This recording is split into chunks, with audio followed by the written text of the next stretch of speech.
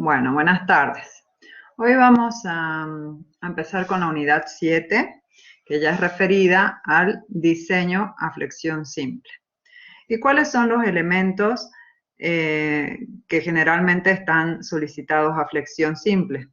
Bueno, son vigas en su gran mayoría, que pueden estar solicitadas a cargas distribuidas o a cargas puntuales. Acá les he puesto una viga continua de ejemplo, sobre la que apoyan varias vigas transversales secundarias y en principio serían cargas puntuales distribuidas de forma equidistante, ¿sí? Que se las podría considerar como una carga distribuida.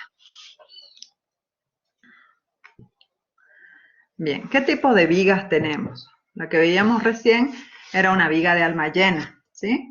Pero podríamos tener también vigas de alma abierta, o las que conocemos generalmente como reticulado.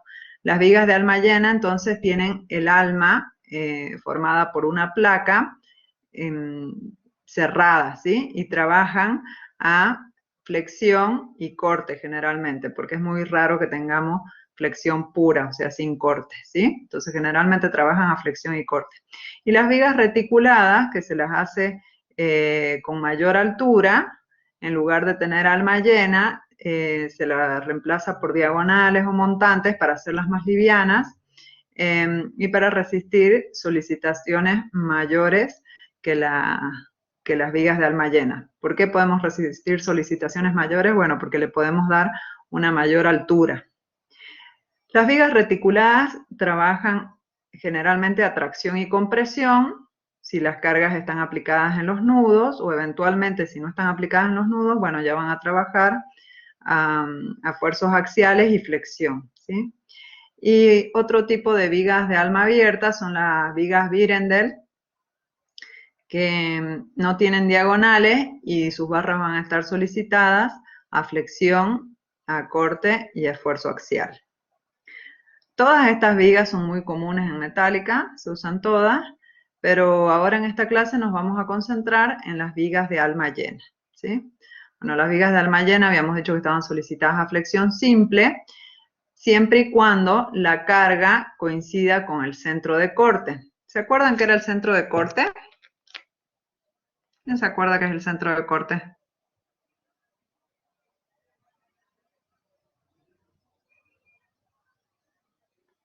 ¿Nadie se acuerda? Bueno, el centro de corte es el punto por el cual, si las cargas pasan por ese punto, entonces no vamos a tener torsión en la viga, ¿sí?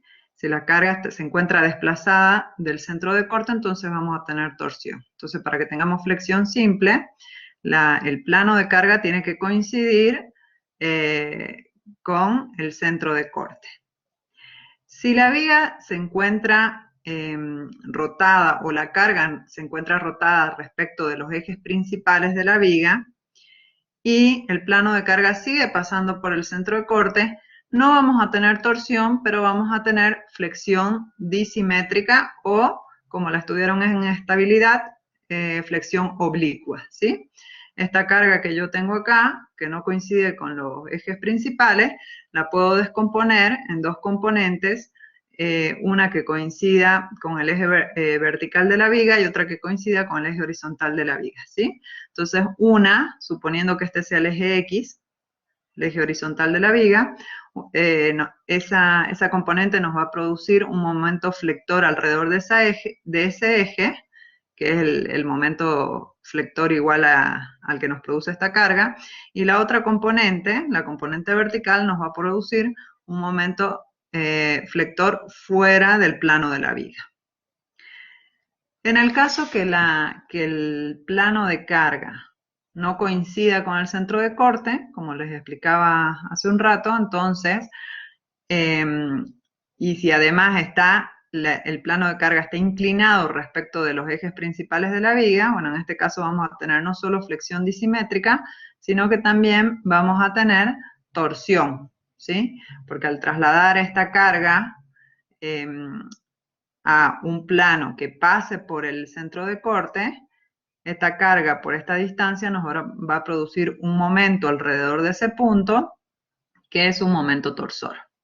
Lo mismo pasa en este caso, como la sección no es simétrica, el plano de corte se encuentra fuera de la sección. Entonces, por más que nosotros hagamos coincidir el plano de carga con el alma de la viga, lo mismo tenemos una excentricidad respecto del centro de corte y por lo tanto vamos a tener flexión y torsión.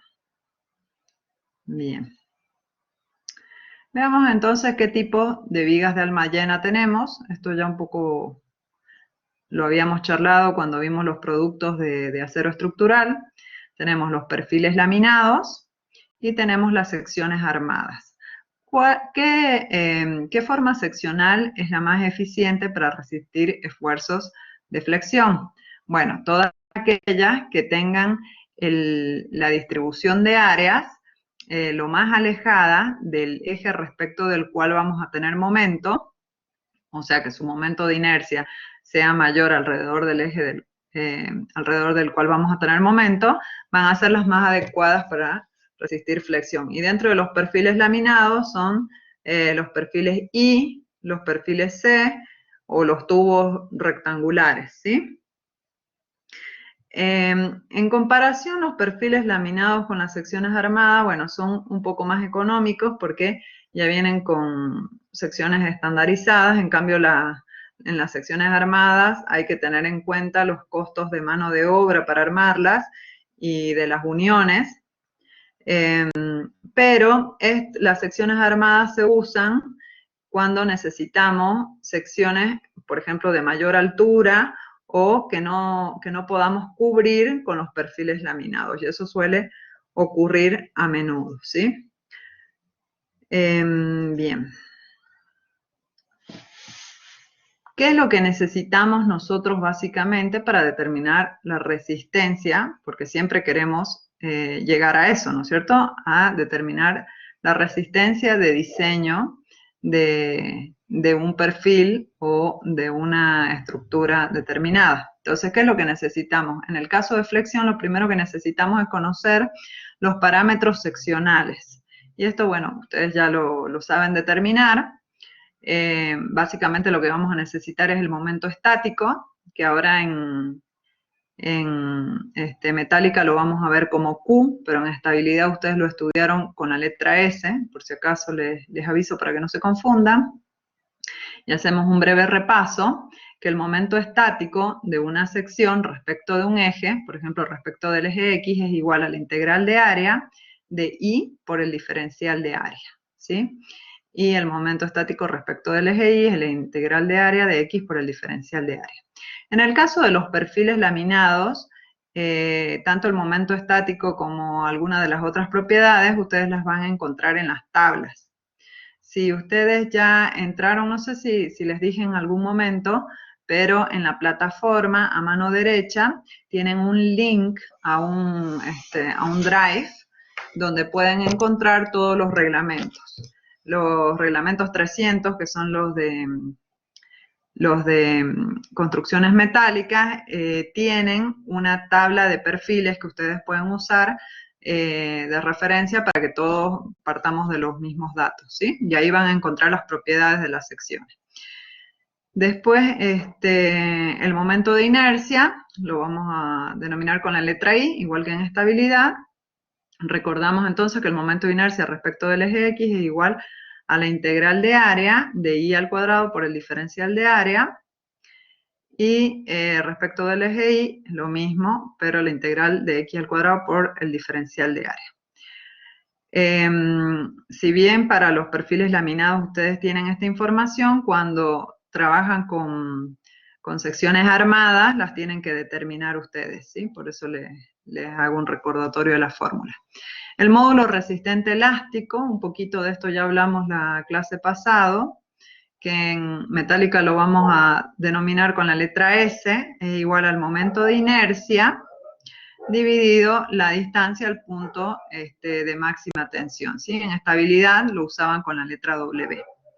Entonces, el módulo resistente elástico respecto del eje X va a ser el momento de inercia respecto del eje X por I, que es la máxima distancia desde el eje baricéntrico hasta la fibra más alejada, y el momento estático respecto del eje Y es igual al momento de inercia respecto del eje Y por X, que es la distancia desde el baricentro a la fibra más alejada, que en este caso sería esta. Así, ¿sí?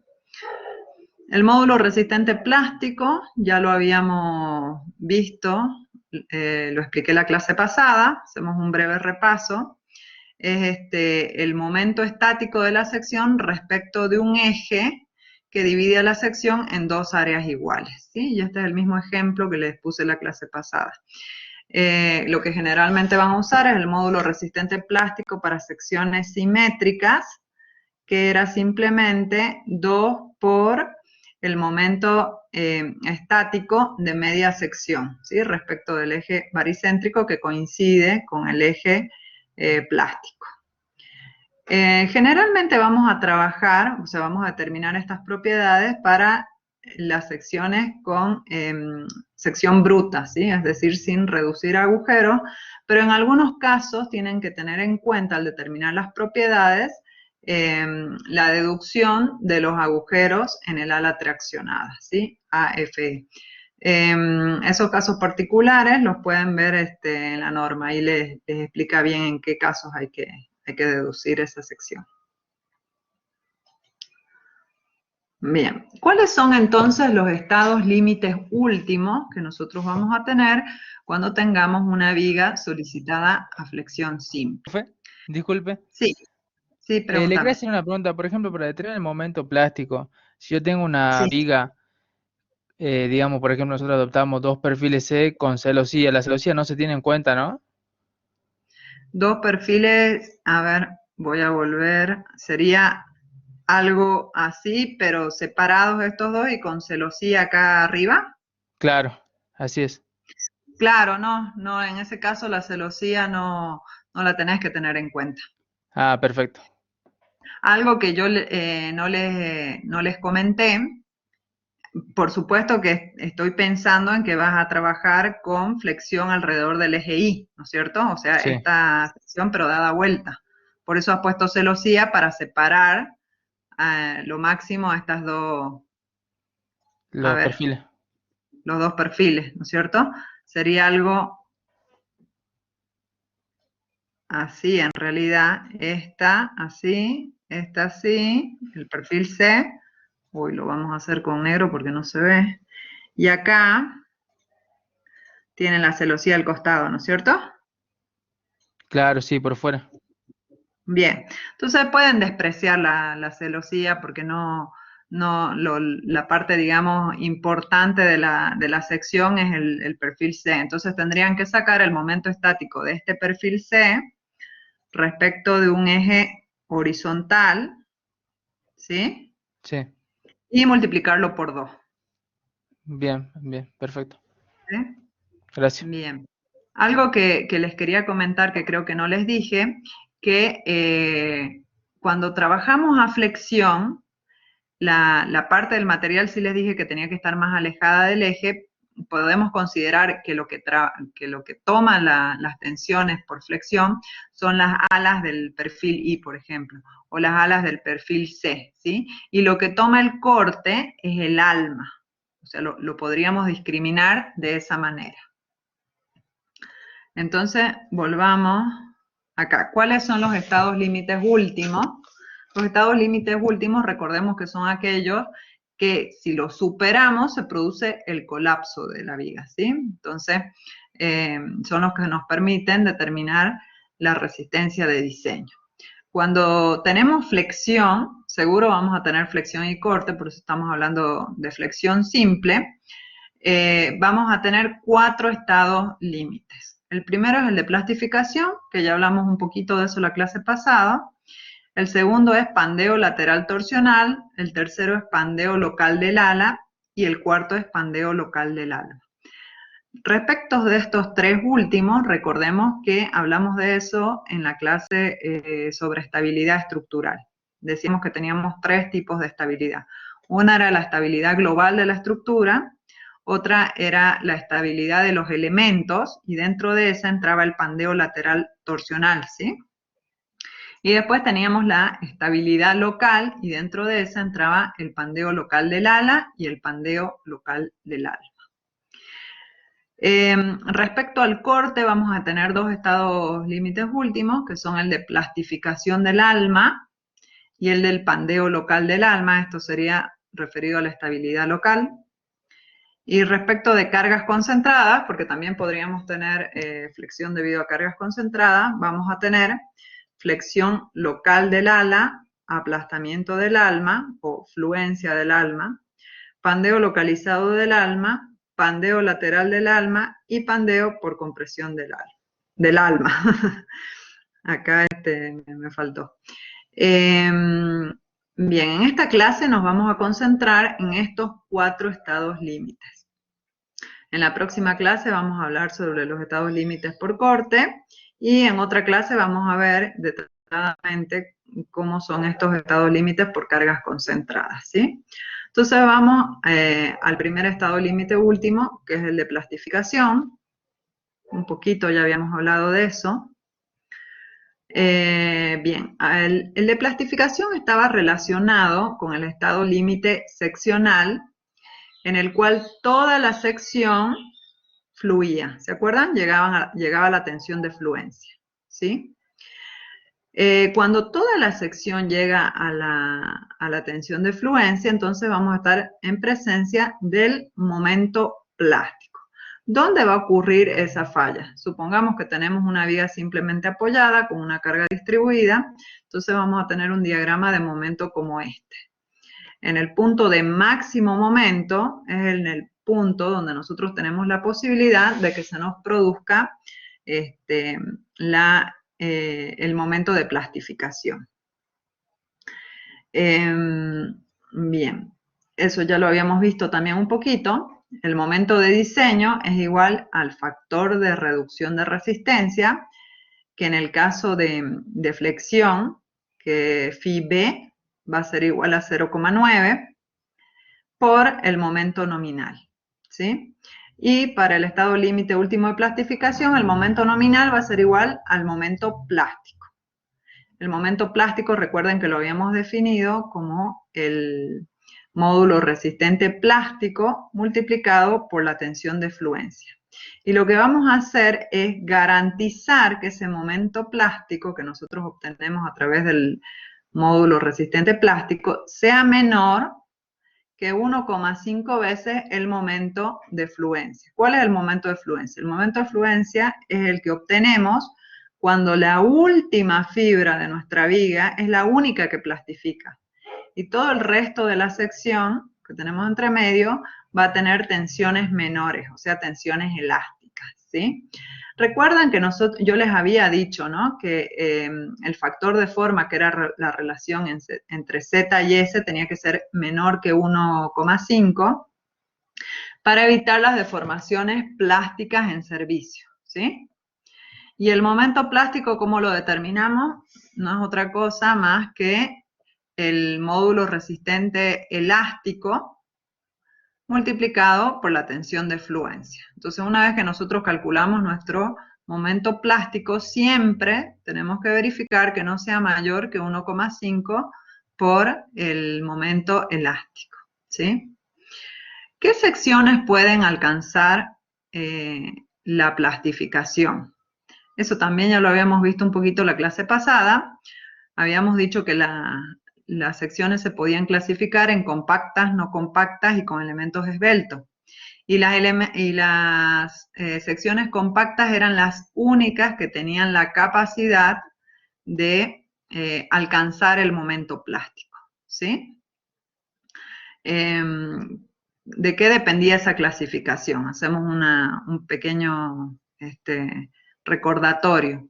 Esa clasificación dependía de la relación para el alma, entre H, que es la altura del alma, y TW, que es el espesor del alma. Esa es la esbeltez del alma, ¿sí? Eso yo lo comparaba con unos límites que están en una tabla en el capítulo 5 del Troglia, menor que lambda P, entonces el alma iba a ser esbelta. Si estaba entre lambda P y lambda R, iba a ser no compacta, y si era mayor a lambda R, iba a ser con elementos esbeltos. O sea, iba a ser un alma esbelta, ¿sí? Después, para clasificarlo, teníamos que fijarnos cuántos elementos, si todos los elementos eran compactos, entonces la sección era compacta.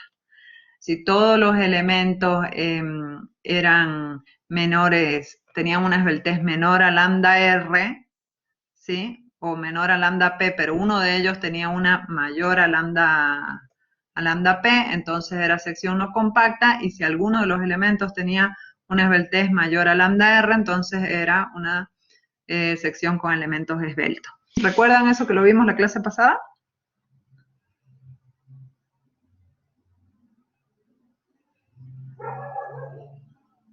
¿Hasta ahí hay alguna duda? ¿Se acuerdan de eso de la clasificación o no? Estuvimos viendo la tabla, inclusive, de donde sacábamos los lambda P, los lambda R, ¿sí? Bien, y en función de eso clasificábamos las secciones. Bueno, entonces, redondeando, digamos. Entonces, solamente las secciones compactas son las que tienen la capacidad de alcanzar el estado límite de plastificación. Son las únicas, ¿sí? Las otras no podrán llegar a la plastificación. Bueno, el segundo estado límite es el de pandeo lateral torsional. ¿Y de qué se trata el pandeo lateral torsional? Bien, supongamos que tenemos una viga que se encuentra simplemente apoyada en el plano ZI y que está solicitada a un momento constante M u X en los dos extremos, ¿sí? Además, está restringida de moverse en el plano perpendicular, es decir, acá está la viga vista desde arriba, todavía no presten atención a la deformada, pero está restringida de moverse en el plano XZ, en los dos apoyos, en el punto A y en el punto B, ¿sí? Y además no puede rotar alrededor del eje Z en esos puntos, pero sí en los puntos intermedios. Entonces, ¿qué pasa cómo es este estado límite último? Cuando yo la solicito a flexión, voy a obtener una deformada como la que tengo acá, ¿sí? ¿Qué es lo que está pasando?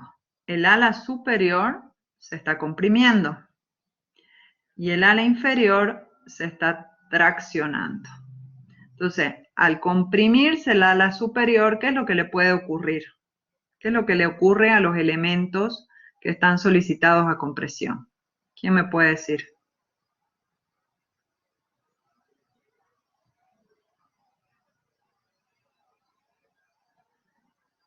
¿Qué ocurre con los elementos solicitados a compresión? Yo acá tengo toda el ala comprimida. ¿Qué le puede ocurrir?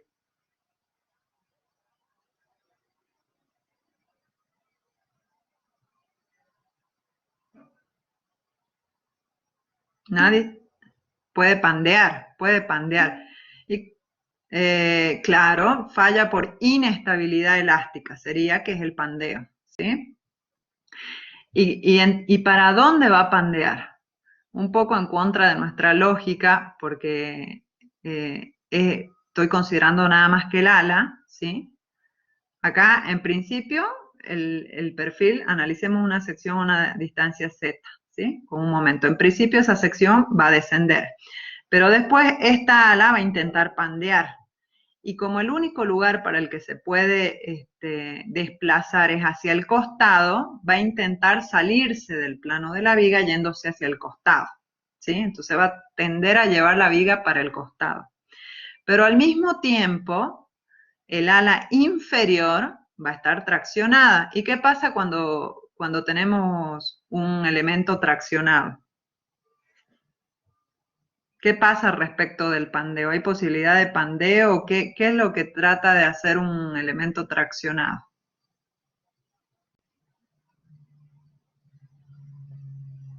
¿Qué se imaginan ustedes que puede pasar con esta ala que está traccionada? ¿Qué va a intentar hacer?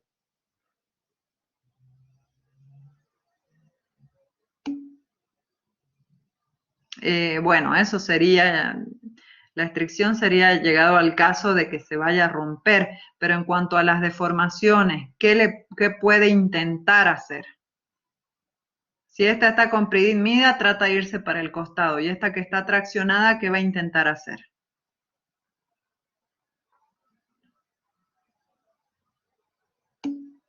Volver a su estado natural. Perfecto, Gustavo, exactamente. Entonces, como el ala superior se quiere ir para el costado y el ala inferior quiere volver a su posición original, imagínense que eso me va a provocar una tendencia de rotación del perfil, que me lo va a dejar en la posición que lo tengo acá. Fíjense que está rotado. Eso se traduce en un momento torsor en la viga, ¿sí? Por eso se llama pandeo lateral, porque pandea hacia el costado, y torsional, porque al querer volver el ala inferior a su posición original, le produce una torsión a la viga. ¿Se entiende cómo es este estado límite? ¿O a alguien le quedan dudas?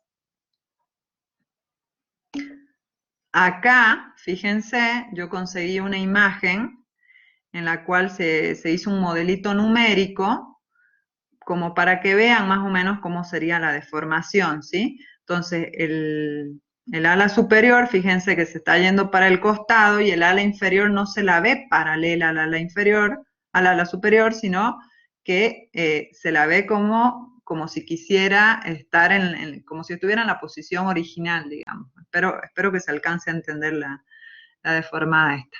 Y acá lo estamos viendo en planta, estaríamos viendo nada más que el ala superior en planta. Entonces veamos qué pasa. Originalmente nosotros tenemos un momento MUX que dibujado vectorialmente va a ser perpendicular al eje longitudinal de la viga original, sin deformarse, ¿sí? Una vez que el cordón superior intenta salirse fuera del plano, ese momento va a tener una componente que es perpendicular al eje de la longitudinal de la viga deformada y otra componente que es tangente a ese eje. Esa componente, fíjense, si ustedes usan la regla de la mano derecha, esa componente es la que nos produce el momento torsor en la viga, ¿sí? Y a su vez, esta componente que es perpendicular al eje deformado, que es MUXX, ¿sí? Si la podemos ver acá, al estar rotada la viga, va a tener una componente que coincide con el eje X de la viga, por eso dice MUX', y es el que le produce el momento flector a la viga, ¿sí? O sea, es el momento alrededor del eje horizontal, es el momento que produce que la viga baje. Y la componente MUI es la que hace que la viga gire alrededor del eje Y, sacándola de su plano, de su plano original, ¿sí? Del plano en el que estaba trabajando, sacándola del plano ZI, ¿sí? Y haciéndola girar alrededor del eje Y en el plano XZ, ¿sí? ¿Se entiende? Bien, nosotros no queremos que esta viga llegue a esa situación, porque esa es una falla. Entonces, lo que nos interesa determinar es el momento crítico de pandeo lateral. ¿Y qué es el momento crítico de pandeo lateral? Es el máximo momento, en este caso sería el máximo MUX, que yo le puedo aplicar a la viga antes de que se produzca el pandeo lateral torsional. Bien, entonces eso es lo que nos interesa por ahora, determinar cuánto es ese momento crítico. Fíjense, acá les he puesto otro dibujo como para que se imaginen, ahí se alcanza a ver mejor la deformada, si bien este es un momento negativo, porque es una viga que está en voladizo, agarrada en este extremo, que no tiene permitido desplazarse en ninguno de los sentidos, o sea, ni en la dirección vertical, ni horizontal ni perpendicular al eje de la viga, y tampoco tiene permitido rotar alrededor de su eje longitudinal en ese punto, ¿sí? Y al aplicarle una carga en el extremo, fíjense cómo se deforma. Si no hubiera pandeo lateral torsional, esta viga tendría que haber descendido, manteniéndose en el plano en el cual estaba originalmente. Acá se puede ver otro dibujo al respecto, ¿sí? Es como que se gira, o sea, se flexa en dos direcciones y se gira alrededor de su eje longitudinal al mismo tiempo. Este tipo de falla pueden imaginarse que se da únicamente cuando la flexión es alrededor del eje de mayor inercia, ¿sí?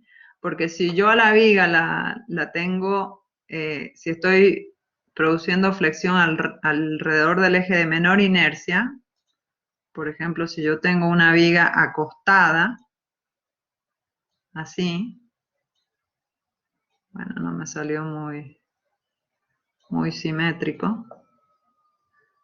Si yo tengo una viga acostada y le aplico una carga así, o sea que voy a tener flexión alrededor del eje de menor inercia, entonces el pandeo lateral torsional no se va a producir, porque alrededor del otro eje tengo demasiada inercia, entonces no me va a permitir que esto se desplace hacia el costado. ¿Se entiende eso?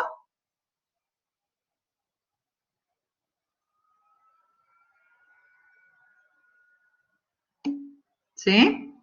Por lo tanto, cuando tengan ustedes una sección así, con momento alrededor del eje de menor inercia, directamente ni pierdan tiempo en tratar de calcular la resistencia a pandeo lateral torsional, ¿sí? No lo tienen que hacer porque no se va a dar esa falla, ¿sí?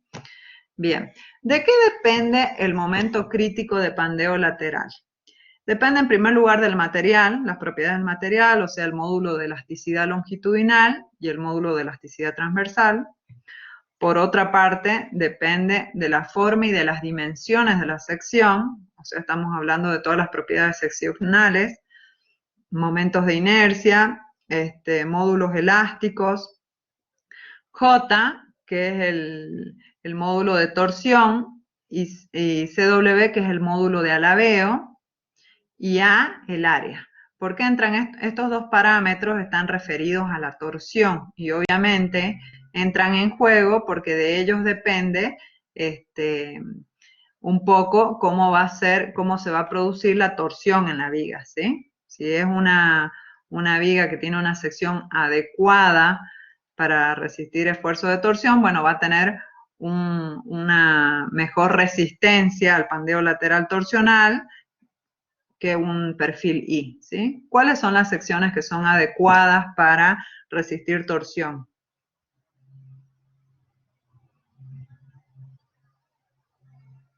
¿Quién me puede decir?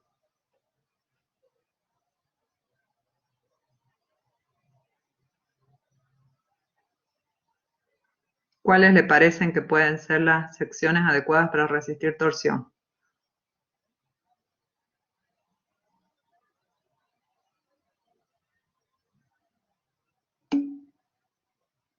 Las cuadradas, bueno, y generalizando, digamos que tienen las cuadradas, sí, ejes de inercia similares respecto a los dos ejes, pero básicamente si hablamos de secciones cerradas y abiertas,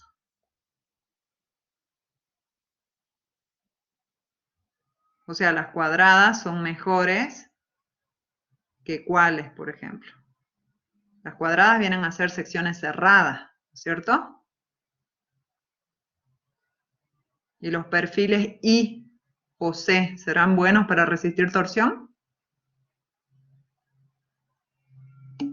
No, porque son abiertos, ¿sí? Entonces, las mejores secciones para resistir y la mejor de todas es la sección circular, pero bueno, las vigas circulares tampoco son, de sección circular tampoco son muy, no son óptimas para flexión, entonces ahí hay que llegar a una a una compatibilización entre cuáles son los beneficios de una y de otra.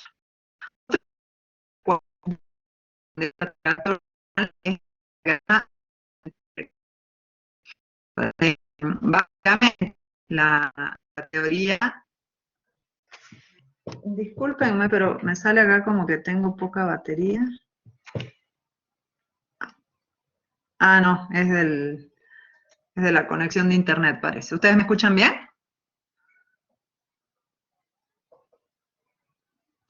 ¿Sí? Ah, bueno. Sí, parece que tuve como que se desconectó. Bueno, otra cosa les decía que influye en la determinación del pandeo lateral torsional es el diagrama de momentos flectores. En principio, la teoría está desarrollada para un diagrama de momento flector constante, como es este que tenemos acá, ¿sí? O sea, ¿cómo sería si yo quiero dibujar el diagrama de momento flector? Sería directamente un rectángulo y como está comprimido arriba y traccionado abajo, sería positivo, ¿sí? Entonces, en principio, la formulación está hecha para un diagrama de momentos flectores constantes. Y es el más desfavorable porque fíjense que el ala va a estar comprimida en toda su longitud. Pero si yo tengo un diagrama de momentos flectores parabólico, voy a tener un punto de máximo momento y en el resto de las secciones voy a tener momentos menores, por lo cual es más beneficioso desde el punto del pandeo lateral torsional, o sea, voy a alcanzar momentos de diseño mayores en ese caso que con un diagrama constante. Entonces, ese es otro punto que influye. Después, la posición de la carga con respecto al centro de corte también es importante. Nosotros podríamos tener la carga puesta por encima de la viga, o sea, en el ala superior, la podríamos tener en coincidencia con el alma o con el centro de corte, si es que nosotros tenemos vigas secundarias que apoyan directamente en el alma, bueno, la carga va a estar colocada acá en el punto 2, o la podríamos tener en el ala inferior si es que nosotros tenemos colgado algo de la viga, ¿sí? Y la viga se va a comportar diferente según donde nosotros tengamos colocada esa carga. ¿Por qué? Fíjense, si yo la tengo colocada en el punto 1, que es en el ala superior, cuando la viga esté solicitada pandeo lateral torsional, esa carga 1 lo que va a producir es aumentarme el momento torsor, o sea, me va a aumentar la desestabilización de la viga. ¿Por qué? Porque esta carga tiene una excentricidad respecto de ese punto, entonces me aumenta el momento torsor, ¿sí? Entonces es más desventajoso tenerla en ese punto a la carga. Si la tengo en el punto 2, que es en el centro de corte, bueno, va a ser indiferente, no, ni nos va a ayudar ni nos va a perjudicar. Y si la tengo en el punto 3, o sea, en el ala inferior, ¿qué va a pasar?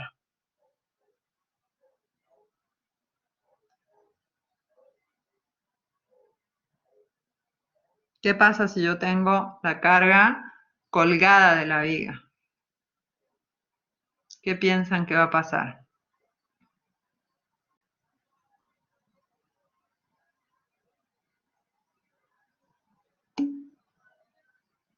Va a rotar, pero eso va a ser beneficioso o nos va a perjudicar.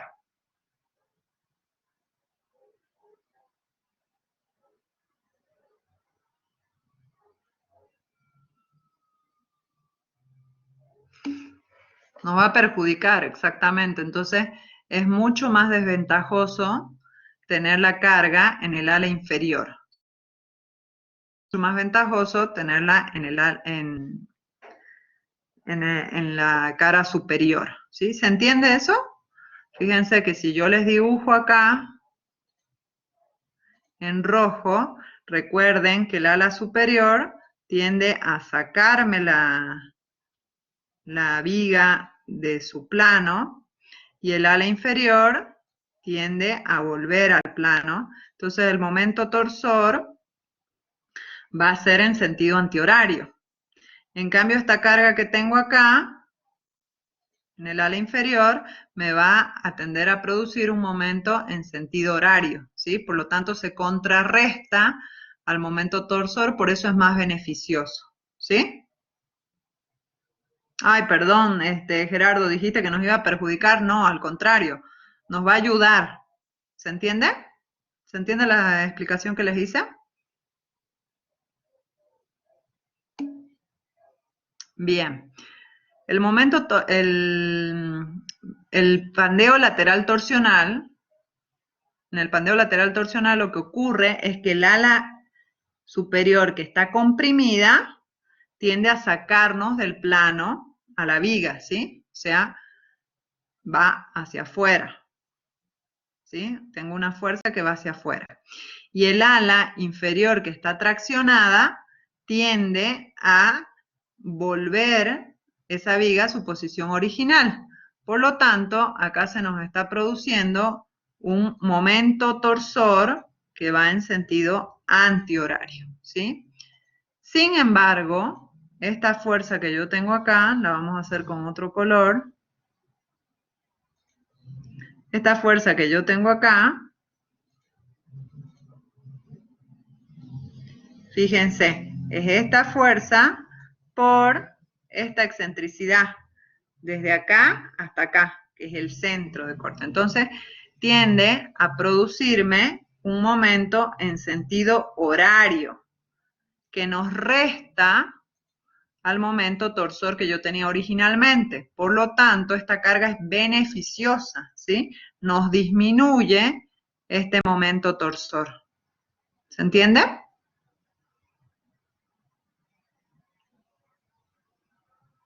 Fíjense que en el otro caso, si quieren lo hacemos, en el otro caso, el momento torsor es el mismo porque es el que nos tiende a sacar la viga de su plano, este tiende a restituirlo y por lo tanto se va a producir un momento torsor antihorario. Y si analizamos la carga que está en el ala superior, ¿sí? Esta va a tender a producirnos un momento también en sentido antihorario que se suma al momento torsor y por lo tanto esa carga tiende a perjudicarnos, nos desestabiliza más la viga. ¿Sí? ¿Queda claro? Esta es indiferente. En este caso es indiferente porque está aplicado en el mismo centro, no produce ningún momento, así que acá solamente vamos a tener el momento el momento torsor debido al pandeo lateral torsional. ¿Quedó claro eso, chicos? ¿O alguien tiene dudas? Bueno. Otra cosa que nos va a influir en el pandeo lateral torsional son las restricciones al giro y al alabeo que nosotros tengamos en los apoyos. Porque si acá yo no estuviera restringiendo el giro, bueno, directamente toda la viga terminaría girando, se desestabilizaría y se caería, ¿no? En este caso se caería porque es el único apoyo. Ahora, si tuviera dos apoyos, probablemente la longitud de pandeo sería mucho mayor. ¿Sí? ¿Se entiende? O sea que las restricciones que yo tengo al giro y al alabeo son importantes. Eso me determinan cómo va a ser mi resistencia al pandeo lateral torsional. Y finalmente, uno de los puntos que también define esa resistencia es la distancia entre los puntos fijos a pandeo lateral, es decir, la longitud no arreostrada LB, ¿sí? Que sería la longitud entre dos puntos en los cuales no se les permite el desplazamiento horizontal a la parte comprimida, ¿sí? O sea, los puntos en los cuales yo tengo acá algo que me restringe el desplazamiento. Pero de todas formas ya vamos a profundizar un poquito más en ese tema. Entonces, para determinar la resistencia nominal, que sería el momento nominal de las vigas a flexión simple, tenemos una serie de fórmulas que depende de cuál es la longitud no arriostrada que yo tengo, ¿sí? Y eso es lo que nos define ciertos límites y el comportamiento de la viga. Si los apoyos, o sea, los apoyos que nos impiden el desplazamiento fuera del plano están cerca, entonces es menos probable que se produzca el pandeo lateral torsional, ¿sí? Ese límite lo vamos a definir como LP. Entonces, cuando nuestra longitud no arriostrada sea menor a LP, nuestra viga perfectamente va a poder alcanzar la plastificación y el estado límite último que nos define el diseño va a ser el de momento plástico, que es el mismo que habíamos visto antes, que es Z por FI, ¿sí? Es el momento plástico. Es decir, que la viga va a ser capaz de alcanzar en su sección de máximo momento la fluencia total en la sección, ¿sí? Ahora, si la longitud no arriostrada es mayor a LP, pero menor a LR, sí va a llegar a la fluencia la viga, pero no en toda su sección, solamente en los extremos y en algunas otras fibras, dependiendo de cuánto sea esa longitud no arriostrada. En ese caso vamos a considerar una variación lineal para la determinación del momento nominal, ¿sí? Es decir, esto no es otra cosa que definir la fórmula de una recta en la cual LP menos LR, que esta distancia, es a LR menos LP, que es esta distancia, como cualquier distancia del momento nominal menos el momento, el momento plástico menos el momento nominal que nosotros tengamos, que es cualquier otra distancia vertical, menos, va a ser a la distancia LB, que es la distancia no riostrada que nosotros tengamos, menos LP, ¿sí? Que es esta distancia. O sea, es la ecuación de la recta nada más, ¿sí? Fíjense que está en función del momento plástico, o sea que lo tienen que determinar de todas formas, del momento MR, que es el límite en el cual la sección sí llega en este punto sí llegaría a la tensión de fluencia, pero todas las otras fibras tienen una tensión máxima que es menor que la tensión de fluencia, o sea, acá estaríamos trabajando en rango elástico. Bueno, depende de ese momento y de las longitudes, de los límites, fíjense, de LP, de LR, de LP y LB, que es la longitud que nosotros tenemos no arriostrada, ¿sí?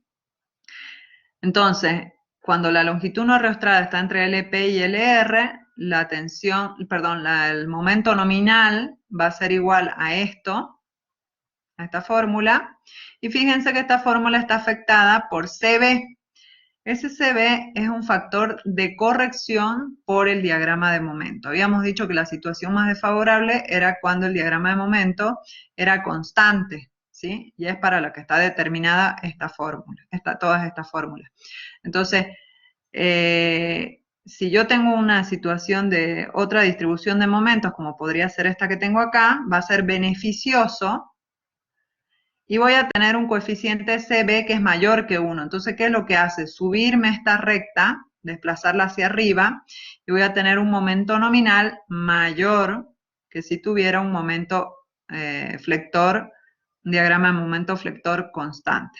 ¿Cómo se determina ese factor CB? Fíjense, es igual a 12,5 del momento máximo, en este caso, acá está, digamos, dibujado proporcionalmente, momento máximo sería 1, dividido 2,5 por el momento máximo, que era 1, más 3 veces el momento MA. MA es el momento a un cuarto de la longitud de la viga, más 4 veces el momento MB. MB es el momento en el centro del tramo. En este caso, el centro del tramo coincide con el momento máximo, pero eso no es siempre así. Más 3 veces MC, que es el momento a 3/4 de la longitud de la viga. Y siempre CB les va a dar mayor que 1. Para viga simplemente apoyada, que es este el caso, creo que es 1,14.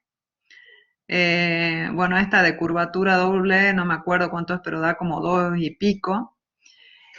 Y si ustedes usan 1, acá en realidad estarían siendo conservadores, ¿sí? Estarían del lado de la seguridad porque este factor les aumenta la resistencia de diseño. Por supuesto que este momento nominal yo voy a ir subiendo esta recta, pero nunca puede ser mayor que el momento de la recta, porque es el máximo momento que yo puedo obtener. ¿Sí? Hasta que entiendan, tienen dudas.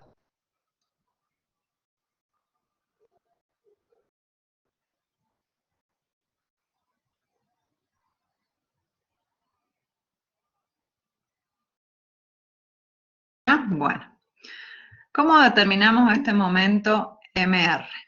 Ese momento MR entonces corresponde al momento que yo puedo obtener cuando la fibra más alejada alcanza la tensión de fluencia, pero las fibras intermedias tienen una tensión menor, ¿sí? Y no es otra cosa, es un momento elástico, ¿sí? Entonces es el módulo resistente elástico multiplicado por la tensión máxima que yo vaya a obtener. ¿Y cuánto es esa tensión máxima? Bueno, en el caso de perfiles I y C, eso lo tienen en la norma, yo no se los he transcrito. Es la tensión de fluencia del ala menos la tensión residual, o en el caso de que sean distintas y se toma la menor de esas dos posibilidades. Y en el caso de estas secciones rectangular maciza y hueca, era la tensión de fluencia del alma, me parece, ¿sí? Bueno, eso de todas formas, todas estas fórmulas la tienen en la norma o en el libro de Troglia. Lo que no tienen es este gráfico, ¿sí? Todo lo van a encontrar con fórmulas, ¿sí? Esta es una forma de interpretar todo eso más fácilmente. Y en este caso, entonces, cuando la longitud no ariostrada sea mayor a LR, vamos a estar en presencia de un momento crítico, que por supuesto que es menor que el momento elástico, porque vamos a estar trabajando con tensiones elásticas, y van a tener, ahí lo van a ver en la norma o en el Troglia, una fórmula para cada uno de estos casos, ¿sí? O sea, para perfiles de sección I y C tienen una fórmula con cargas aplicadas en la cara superior, y otra para esos mismos perfiles con cargas aplicadas en el ala inferior o en el centro de corte. ¿Sí? Se toma la misma fórmula porque en realidad está desarrollada para cargas aplicadas en el centro de corte. En este caso no se estaría considerando, cuando están en el ala inferior, no se estaría considerando ese beneficio que nosotros tenemos de que nos disminuye el momento torsor, ¿sí? Entonces tienen que estar atentos para saber cuál de las fórmulas van a usar. Y lo mismo para este tipo de perfiles y para secciones T o ángulos unidos, dobles, ¿sí? Y todas esas fórmulas van a estar en función de los parámetros que habíamos estado viendo. Las propiedades del material, o sea, el módulo de elasticidad longitudinal y transversal, momento de inercia respecto del eje Y. ¿Por qué respecto del eje Y piensan ustedes?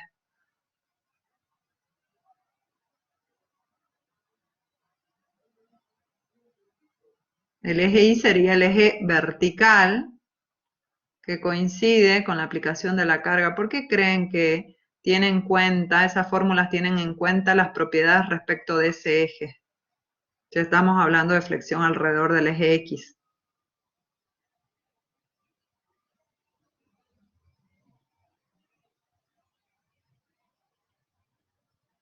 Recuerden cómo es la falla de pandeo lateral torsional para poder imaginarse por qué tenemos en cuenta esas propiedades de la sección.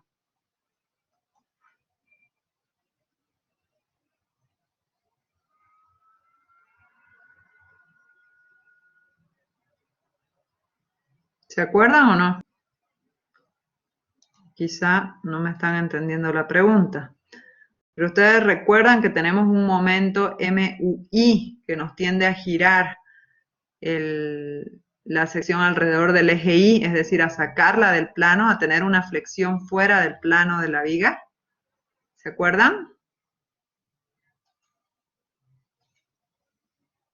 Es por eso que nosotros necesitamos saber las propiedades de la sección respecto de ese eje, ¿sí? Mientras mayor sea el momento de inercia respecto de ese eje, más resistente va a ser la viga a pandeo lateral torsional.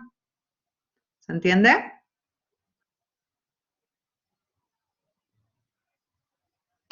¿Sí? Bien. Y después tenemos el módulo resistente a torsión y el módulo resistente a laveo, que eso está relacionado con las propiedades de la sección a torsión. Y esas las pueden encontrar en el TROGLI en el capítulo 6, ahí tienen las fórmulas de cómo determinar esos módulos a torsión, ¿sí? No tienen otra cosa que hacer que aplicar las fórmulas. Respecto a los límites LP y LR, también van a encontrar que ese límite depende del perfil que estén analizando. O sea, no les puedo dar un valor fijo porque eso depende de con qué perfil estén trabajando y de que si la carga está aplicada en el ala superior o en el ala inferior y el centro de corte, que es lo mismo, ¿no? Y después tienen otra formulación para este tipo de perfiles de sección rectangular, ¿sí? Entonces podríamos decir que para cada sección que ustedes estén analizando, para cada tipo, van a tener una curva de estas diferente, ¿sí?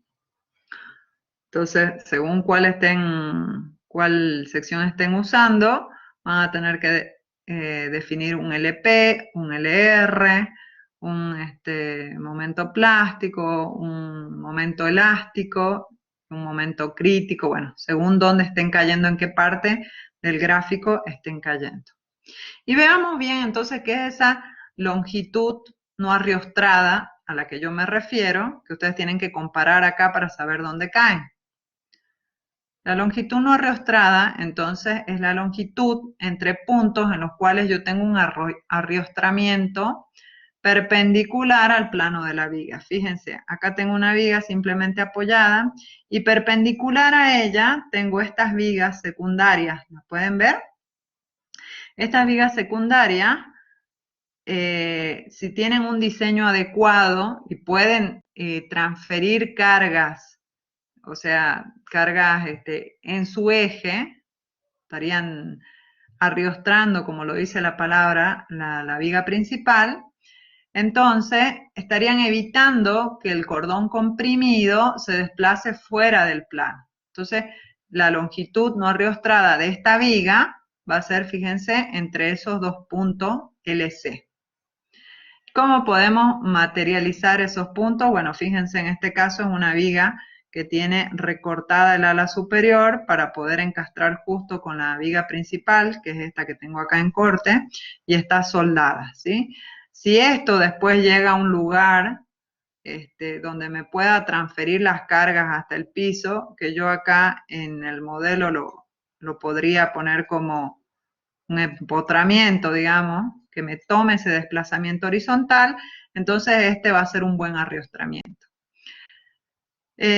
¿Cómo sería en el caso de un entrepiso con losa? Bueno, ese arrostramiento horizontal lo tendría que estar tomando la losa, pero para que se transfiera esa fuerza horizontal a la losa, no lo puedo hacer simplemente por rozamiento,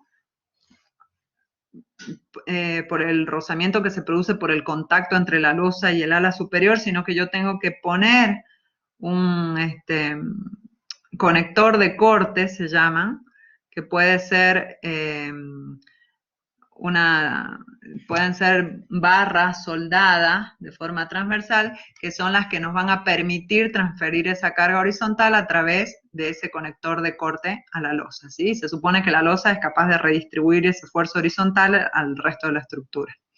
En el caso de entablonado, bueno, también se le puede poner una orejita soldada a la viga que luego quede clavada o conectada con la tabla, ¿sí? Con el entrepiso de tabla, y por supuesto esas tablas también tienen que ser capaces de tomar esa fuerza horizontal y de distribuirla al resto de la estructura. ¿Se entiende esto de la longitud no ariostrada? Esto es para determinar LB. ¿Ah?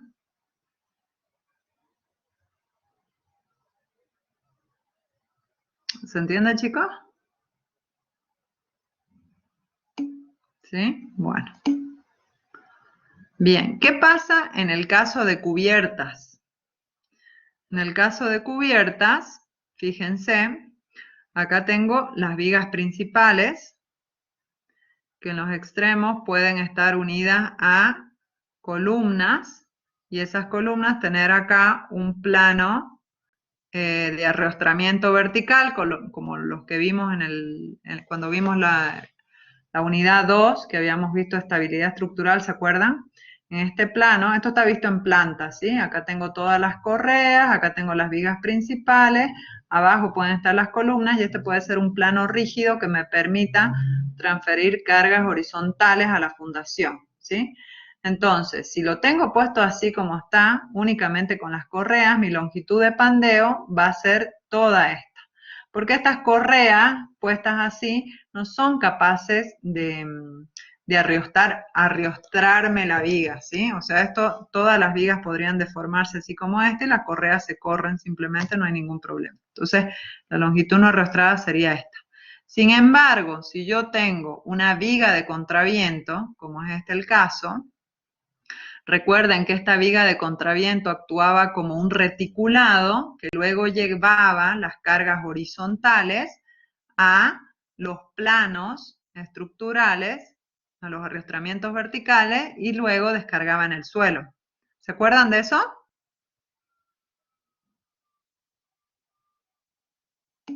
¿Sí? Bueno, entonces en coincidencia con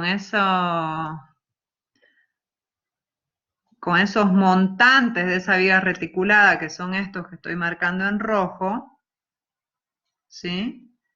Que son los que están entre cruces de San Andrés, esos puntos son como puntos fijos para mi viga, que no le van a permitir desplazarse, ¿sí? Porque todo este sistema va a tomar esas cargas horizontales. Entonces, en ese caso, yo puedo tomar mi longitud no arriostrada como esa distancia, ¿sí? Fíjense, la correa que está al medio no me arriostra nada, porque no pertenece a la viga de contraviento, ¿sí? En cambio, esta y esta, sí, ¿sí? Y ahí tengo mi longitud no arriostrada. ¿Se entiende? Sí, bien, perfecto. Pero como el pandeo lateral torsional depende del diagrama de momento, o sea, en este caso el máximo momento lo vamos a tener acá, y es como venimos estudiando, digamos, no hay ninguna novedad. Pero ¿qué pasa si yo tengo una viga continua? Una viga continua como es esta que está acá. El momento en estos puntos va a ser positivo, y sería más eficiente que yo arriostrara no en el centro de la luz, sino en el punto donde se da el máximo momento. Bueno, eso no siempre es posible porque depende de la geometría, pero en forma teórica sería lo mejor. Y en el apoyo, ¿qué es lo que está pasando? En el apoyo yo voy a tener tracción en el ala superior y compresión en el ala inferior. Entonces, en este caso, ¿quién va a tender a salirse del plano? Va a ser el ala inferior.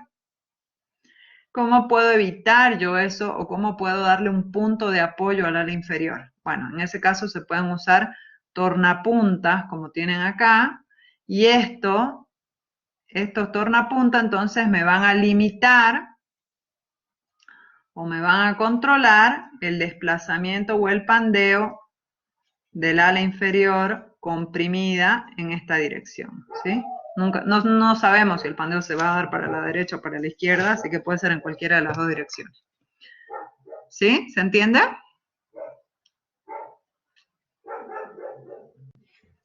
Lo mismo que ocurre acá en el apoyo. ¿Sí? El pandeo se puede dar en el ala inferior. ¿Se entiende, chicos?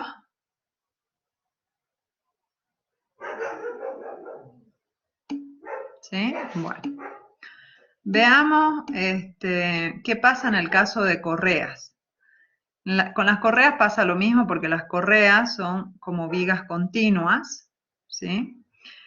Pero generalmente, por razones constructivas, lo que se hace es apoyarlas por encima de la viga.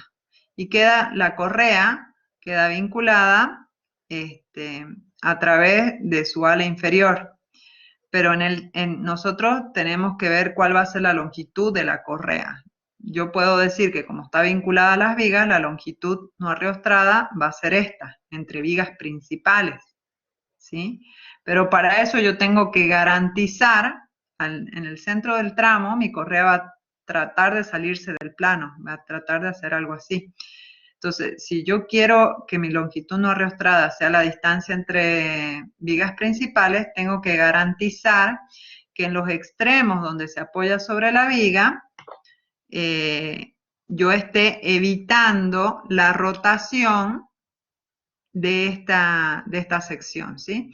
Y para eso, lo que se usan son estos rigidizadores, que puede ser un anclaje, puede ser una chapita que va soldada en la cabeza de la correa y en las partes de abajo, entonces esto me evita la rotación de este perfil, o puede ser una sección circular maciza, un hierro estructural, y así yo garantizo que mi longitud de pandeo esté entre puntos de apoyo de vigas principales, porque si no, el pandeo de la sección del medio me va a tratar de arrastrar en este apoyo a la correa y de hacer que también pandee, ¿sí? Entonces esa longitud, en ese caso, si no está riostrado, va a ser mayor.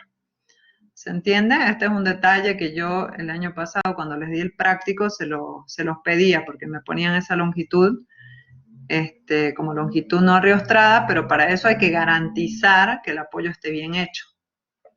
¿Se entiende, chicos?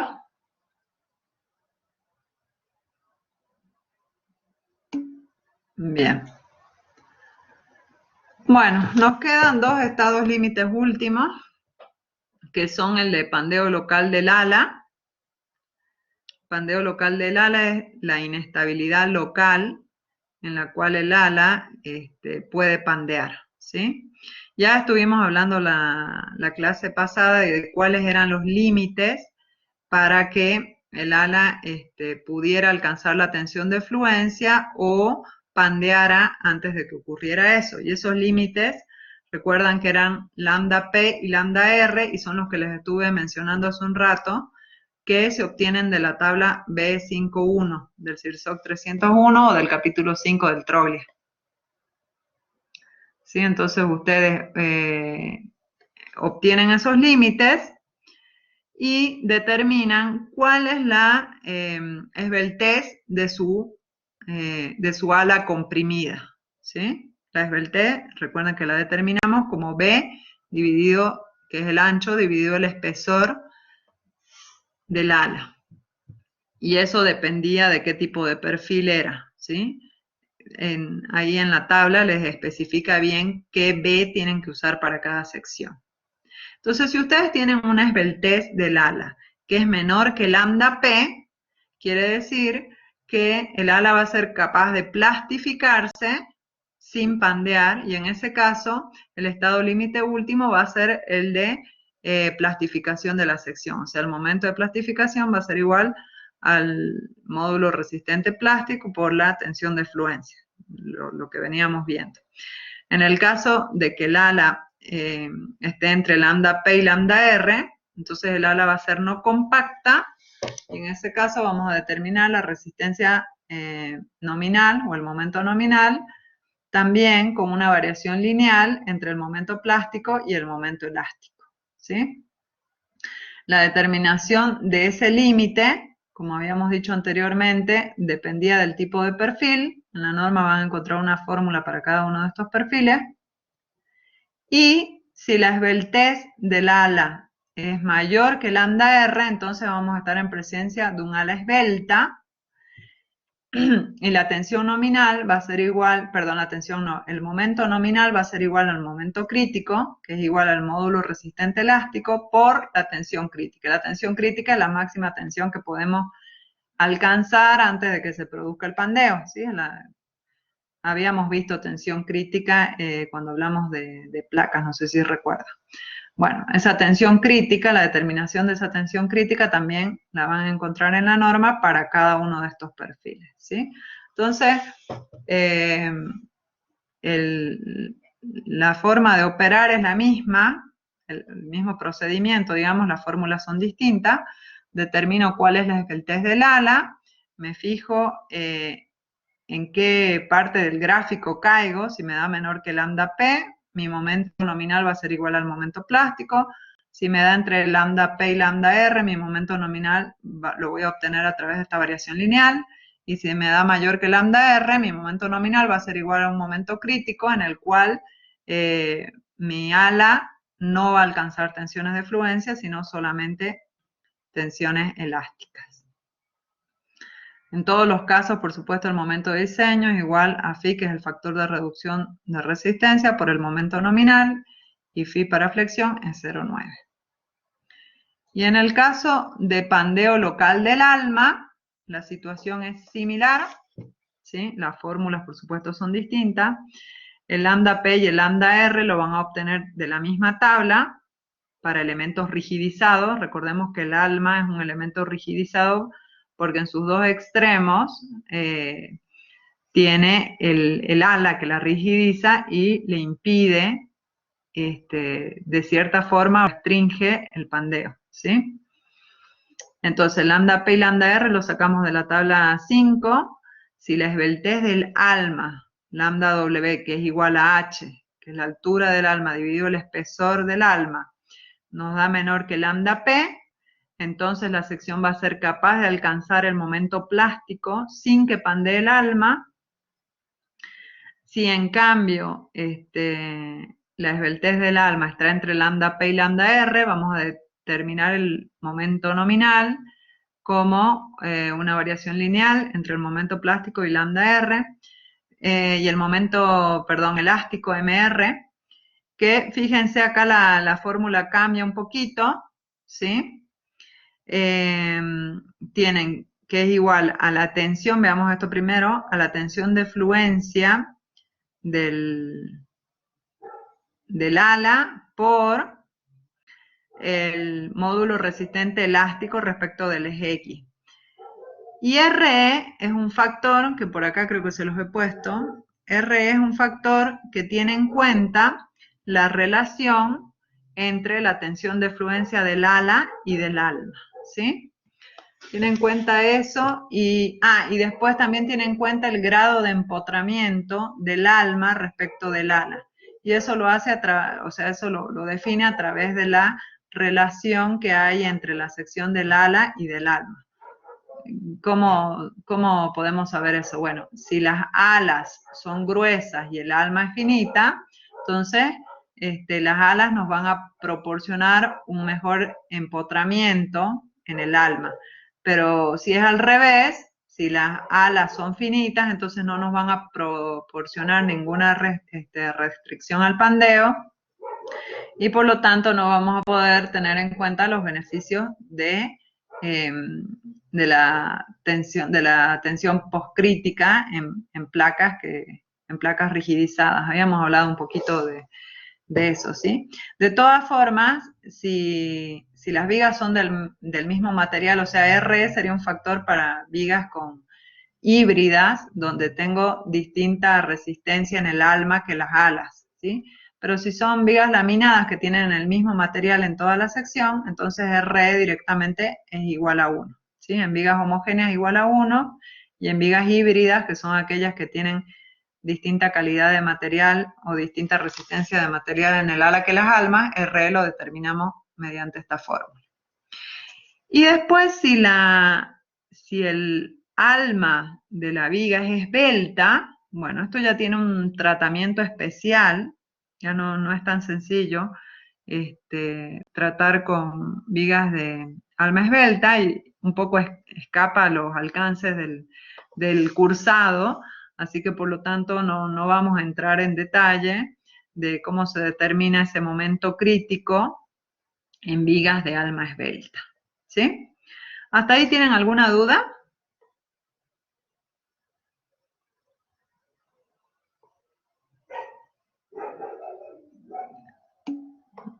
Por ahora no. Bueno. En el caso de que ustedes tengan secciones compactas, ¿piensan que es necesario determinar el pandeo local del alma y del ala?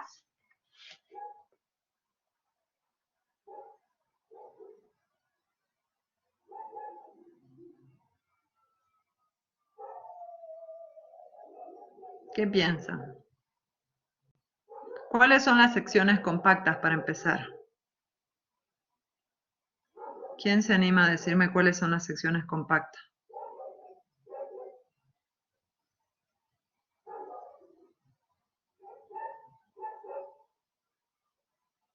Lo estuvimos viendo un poquito al principio de la clase.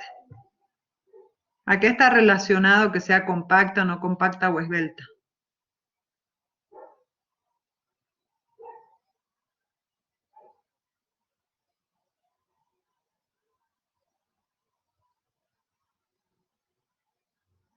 ¿Cuándo tenía un elemento compacto?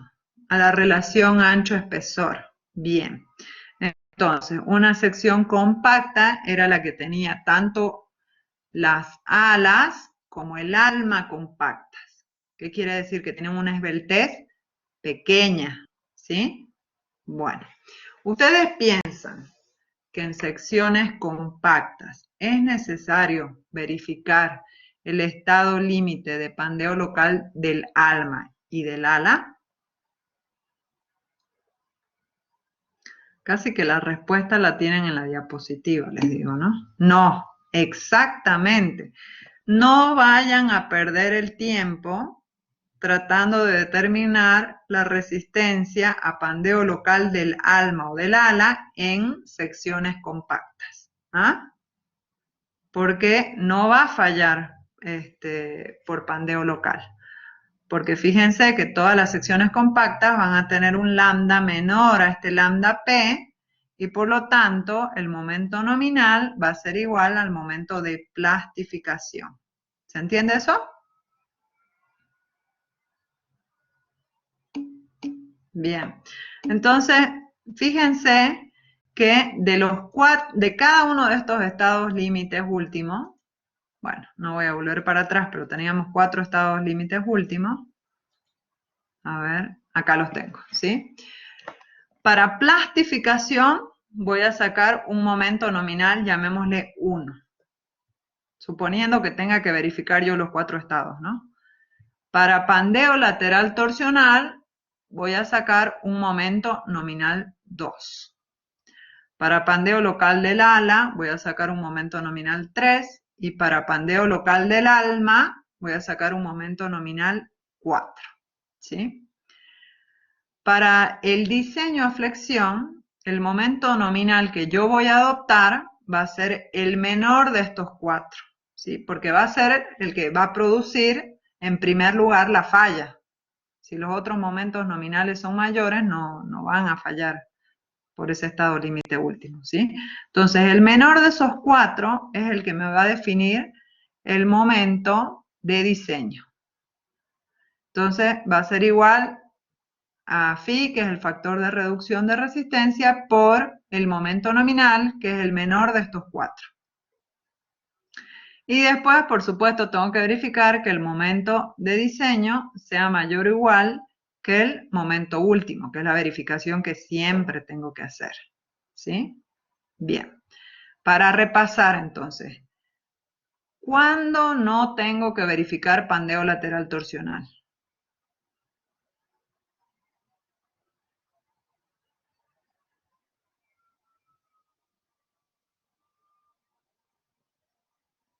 No siempre tengo que verificar estos 4 estados límites. Dijimos que pandeo lateral torsional no se verificaba ¿cuándo?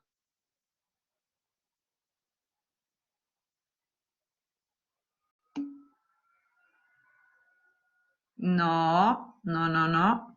Cuando era cerrada tenía un mejor comportamiento, pero si es rectangular de esta forma, eso, ahí está. ¿Sí? Te respondo, Gerardo. Si yo tengo una sección rectangular de esta forma, si bien tiene un mejor comportamiento, de todas formas tengo que verificar al pandeo lateral torsional. ¿Sí? Pero si yo tengo flexión alrededor del eje de menor inercia, así, entonces vamos a poner acá, no se verifica pandeo lateral torsional. ¿Sí? Y cuando no tengo que verificar pandeo local del ala y pandeo local del alma.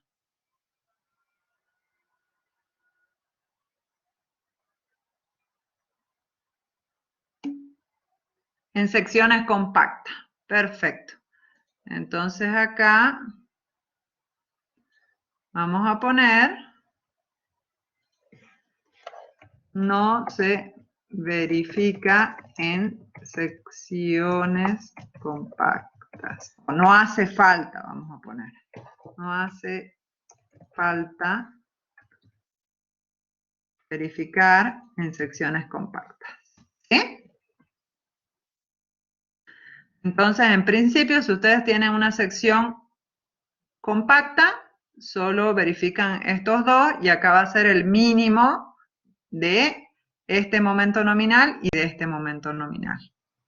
Y si además de tener una sección compacta, tienen flexión alrededor del eje débil, cosa que no es muy común, porque ahí estaría trabajando mal la flexión, la sección. Eso no es muy común, pero bueno, podría llegar a darse el caso. Entonces ahí tampoco tendrían que verificar pandeo lateral torsional, ¿sí? ¿Se entiende entonces, chicos? Lo primero que definen es cuánto vale, en el caso de pandeo lateral torsional, siempre tienen que definir cuánto vale o la esbeltez o su longitud no ariostrada. Se fijan acá en qué parte del gráfico están cayendo. Suben, determinan cuánto vale ese momento nominal y ahí van a tener su momento nominal 2, ¿sí? El momento nominal 1 ya lo mismo lo van a tener que sacar. Este módulo resistente plástico lo tienen en la, para secciones laminadas lo tienen en la tabla y para secciones híbridas, perdón, para secciones armadas lo van a tener que calcular ustedes. Y lo mismo en el caso de pandeo local del ala o del alma, determinan la esbeltez que corresponda, en este caso sería la del ala, se fijan dónde caen, si caen acá directamente no hacen nada porque es el momento de plastificación. Si caen acá o acá, determinan cuánto vale su momento nominal. Todas estas fórmulas las tienen en el código. Y con eso, finalmente, determinamos la resistencia de diseño o el momento de diseño, aplicándole al momento nominal el factor de reducción y verificamos que ese momento de diseño sea mayor que el momento último. Y hasta acá con el diseño a flexión simple de vigas metálicas de sección de alma llena, ¿sí? Muchas gracias por su atención. Este tema lo pueden encontrar en el Troglia, en el capítulo 7, es la primera parte. Todo el capítulo 7 son todos los estados límites que vamos a ver, que todavía nos falta ver entonces el de corte y el de cargas puntuales. Bueno, si no tienen ninguna duda, acá estaríamos terminando con la clase.